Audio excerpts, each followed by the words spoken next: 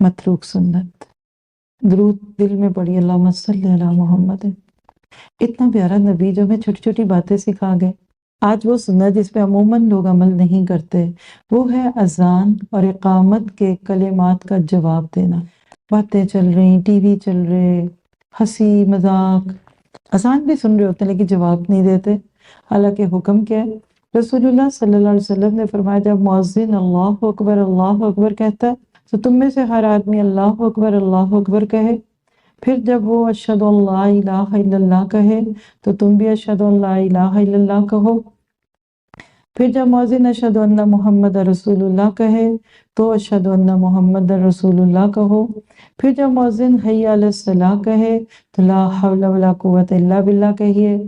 پھر جب وہ حی علی الفلاح کہے تو لا حول ولا قوت الا باللہ کہے۔ بعض لوگ پوچھتے ہیں کیوں؟ پیچھے تو ایک ہی تھا، یہاں کیوں؟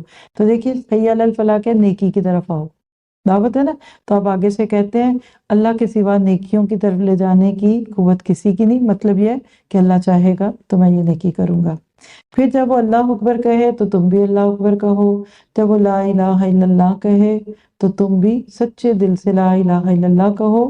بیچ میں حی علی الفلاح کے ساتھ حی علی الصلاح پہ بھی لا حول ولا قوت الا باللہ کہنے کی بات ہے۔ جو یہ کرے گا وہ جنت میں داخل ہوگا۔ یہ صحیح مسلم کی روایت ہے 385۔ اللہ تعالی ہم سب کو ان مردہ سنتوں کو زندہ کر کے سنتوں کو عام کرنے کی توفیق عطا فرمائے۔